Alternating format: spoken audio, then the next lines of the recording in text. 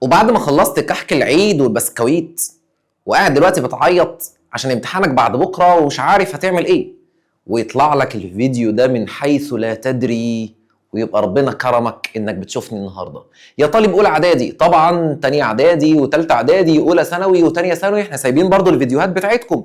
جاي لك النهارده عشان اراجع لك المنهج بتاع الشهر قبل امتحان الشهر باسلوب، خلي بالك دي مش زي اي مراجعه، باسلوب بسيط، اسلوب جديد، اسلوب ان هو يلم لك منهج الشهر في نص ساعه النهارده. مش بس كده، وبكره جاي لك بتطبيقات امتحانات من كتاب الامتحان علشان نحل مع بعض، سواء النحو الجديد بتاعك او الاعراب القديم، عشان نظبط لك كل حاجه تدخل الامتحان تجيبه في شوال. يلا بينا يلا بينا.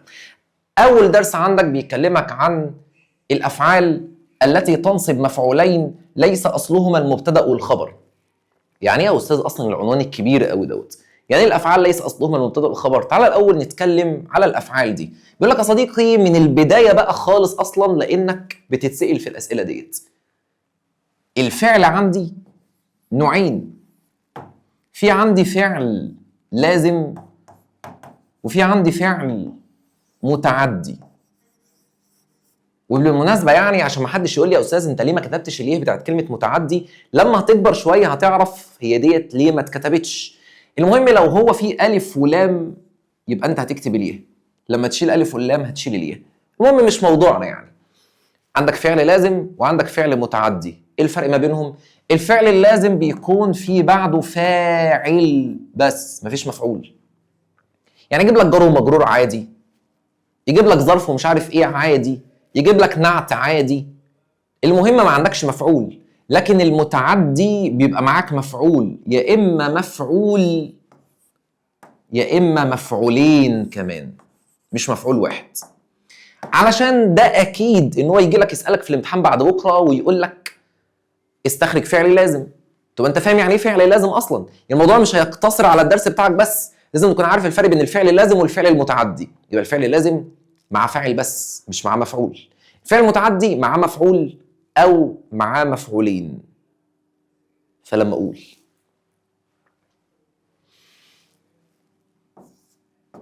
واسند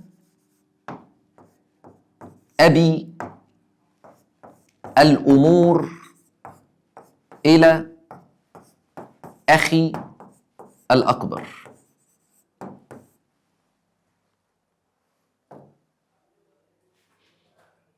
الفعل اللي قدامك هنا فعل لازم ولا متعدي؟ هتيجي عند الفعل وتعمل الكلام ده. اسند، تسال مين اللي اسند، تيجي عند الفعل وتسال بمين وايه. مين اللي اسند؟ ابي بدل فاعل. حلو، لغايه هنا لو ما عندكش مفعول يبقى ده فعل لازم، لكن لو عندك مفعول او مفعولين يبقى فعل متعدي. مين اللي اسند؟ ابي. اسند ايه؟ الامور. يبقى بتسال عن الفاعل بمين وتسال عن المفعول بايه.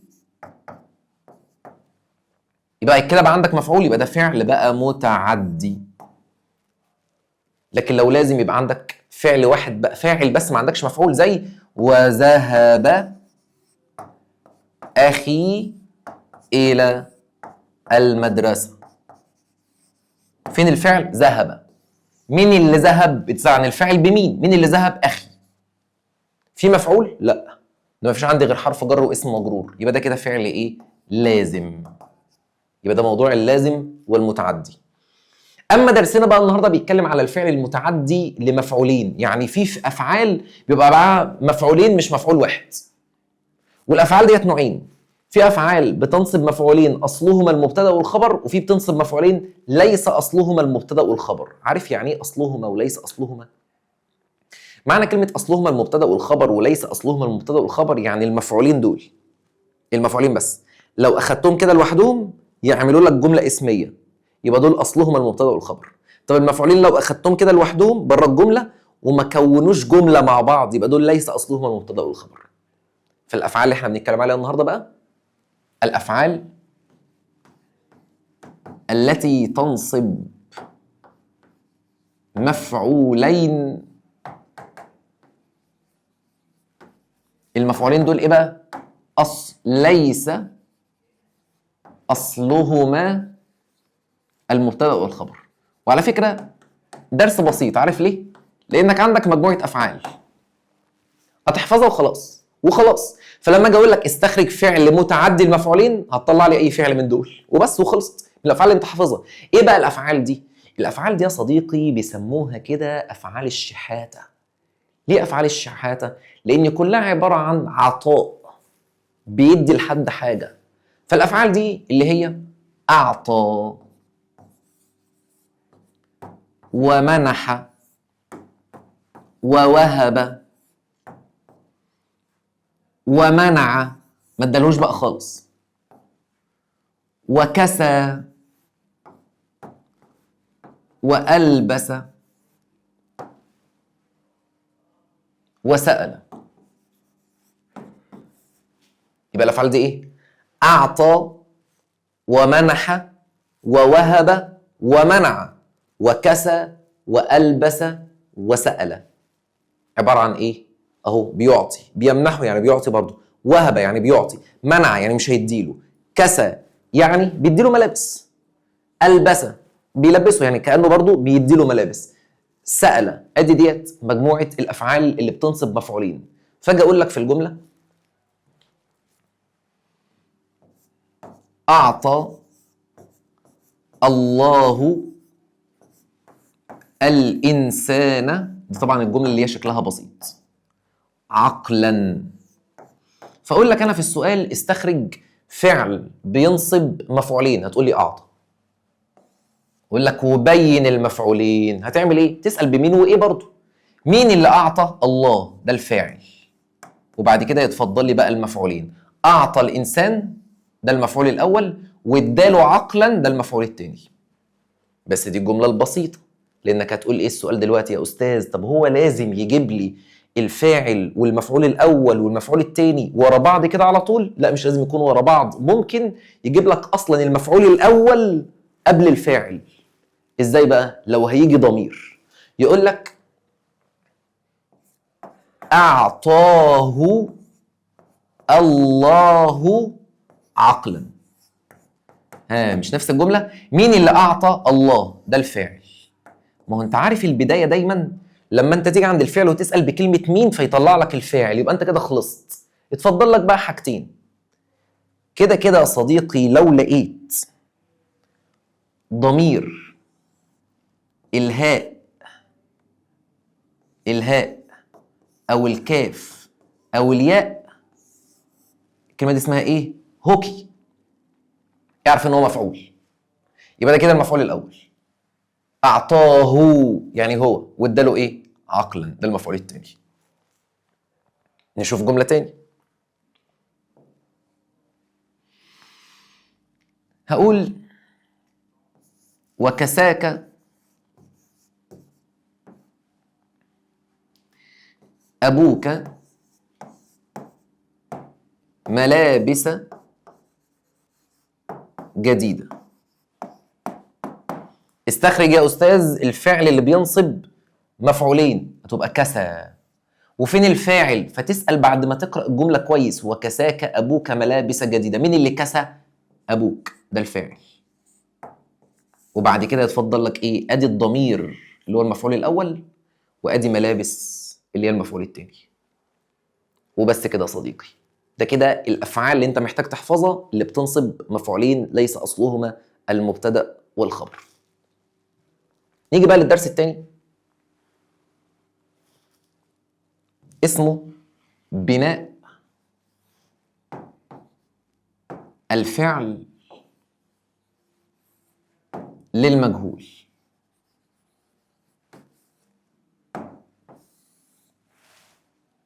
يعني ايه بناء الفعل للمجهول؟ انا كنت دايما عارف ان انا عندي فعل، وبعدين بسأل مين اللي عمل فيديني الفاعل، صح كده؟ وعمل ايه يديني المفعول، ده اللي انا متعود عليه. لكن يقول لك بناء الفعل للمجهول، يعني الفاعل مجهول مش موجود، ولا حتى ضمير مستتر مش موجود اصلا في الجمله. يعني الفعل لما بيكون ضمير مستتر ينفع تقول مين اللي عمل فما تلاقيش فتقول تقديره هو، لكن ده اصلا مش موجود خالص. فبيقول لك بناء الفعل المجهول يعني مش موجود. عامل زي ايه؟ بدل ما اقول لك رزق الله الانسان، اقول لك رزق الانسان. ينفع تسال بمين؟ مش هتيجي. رزق الانسان. طب ليه بنى الفعل المجهول؟ لانه عارف مين اللي رزق. طب انا عايز بقى اعرف ابني الفعل المجهول ازاي. هدي لك 3 خطوات باختصار، لان في ناس هتروح مديلك خطوات كتير قوي ويقول لك عندنا حاجات شاذه، وعندنا ده لو جيت لقيت كذا هتعمل لا، هو 3 خطوات تعمله. انت بس تكون عارف في البدايه ان انت الجمله عندك بتتكون من ايه؟ فعل، وبعد كده فاعل، وبعد كده مفعول. الجمله دي كده اسمها مبني للمعلوم. عايز بقى تبنيها للمجهول، فتعمل ايه؟ 3 خطوات. واحد، هتنزل الفعل بس هتغير تشكيله، وهقول لك دلوقتي تشكيله هيبقى ايه، علشان الفعل الماضي له تشكيل والمضارع له تشكيل.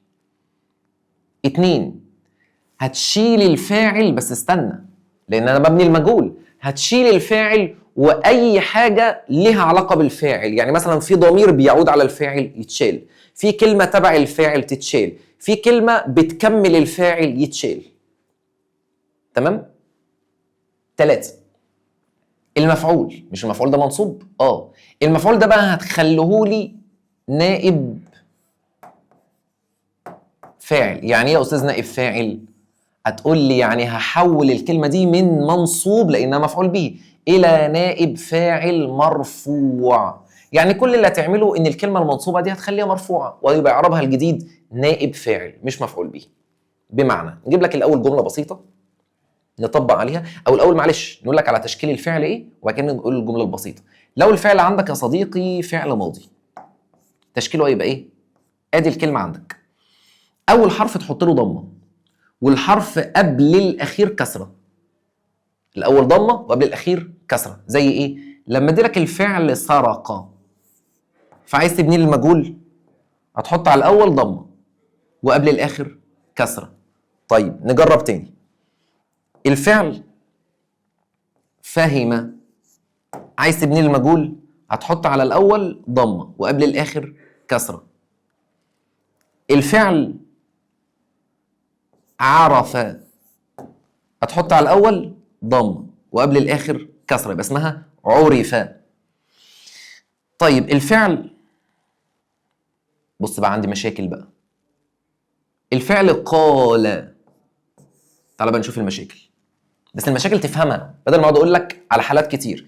هتحط ضمه وكسره، تقول لي لا ما انا مش عارف انطقها. بس اسمع بقى، لو لقيت حضرتك حرف عله ورحت تحط تحتيه كسره، هينفع الالف يبقى تحتيه كسره؟ لا. يبقى تعمل ايه؟ تقلب الالف لحرف تاني يبقى شبه الكسره. مين اللي شبه الكسره؟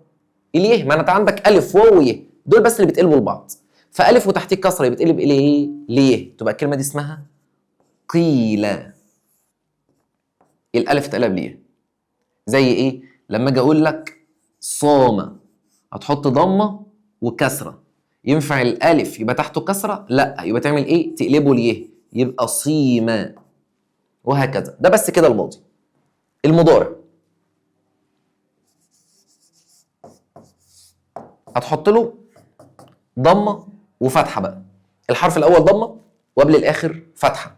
فلو قلت لك كلمه يسرق، تحط ضمه على الحرف الاول وفتحه على الحرف قبل الاخير زي ما اتفقنا، يبقى اسمها يسرق. لما اقول لك يفهم، هتحط ضمه وكسره، ضمه على الحرف الاول وكسره قبل الاخر يبقى يفهم. لما اقول لك يعرف، هتحط ضمه وكسره، ضمه على الاول ضمه وفتحه قبل الاخر يبقى يعرف. طب لما تيجي للكلام الغريب ده يا استاذ اللي هو فيه بقى ايه؟ اللي فيه حروف عله. لو قلت لك كلمه يصوم يا استاذ مضارع اهو، هتعمل ايه؟ هقول لك نفس الكلام. تعال نحط كده الضمه والكسره بتاعتنا، الضمه والفتحه قصدي عشان ده مضارع. ادي الضمه والفتحه. طب ينفع الواو يبقى عليها فتحه؟ لا. يبقى تقلبها لايه؟ ايه حرف العله اللي شبه الفتحه؟ هتقول لي الالف. يبقى تقلبها الالف تبقى اسمها يصام. نفس الكلام. عندي كلمة يقول، رايح تحط عليها ضمة وفتحة. طب ينفع تحط فتحة على الواو؟ ما ينفعش، يبقى تقلب الواو لإيه؟ لألف عشان يبقى شبه الفتحة وتبقى اسمها يقال. بس كده. يبقى حضرتك حافظ إن الماضي بتحط له ضمة وكسرة، والمضارع بتحط له ضمة وفتحة، بس جالك حرف علة مع التشكيل يبقى تقلب حرف العلة لحرف علة شبهه. بس كده. يبقى الخطوة الأولى الفعل بتغير تشكيله، الفاعل واللي تبع الفاعل يتشال، المفعول بدل ما كان منصوب هتخليه مرفوع عشان هو بقى اعرابه الجديد نائب فاعل. يلا نشوف اسئله على كده. لما اقول يقول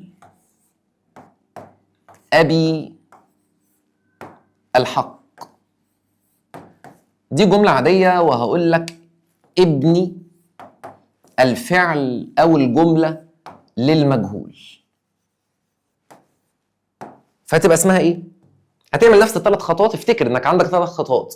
اول حاجه يقول، هتنزل يقول اهو وتغير تشكيله ضمه وايه وفتحه عشان ده مضارع. طب ينفع الواو يبقى عليها فتحه؟ لا، فتبقى اسمها ايه؟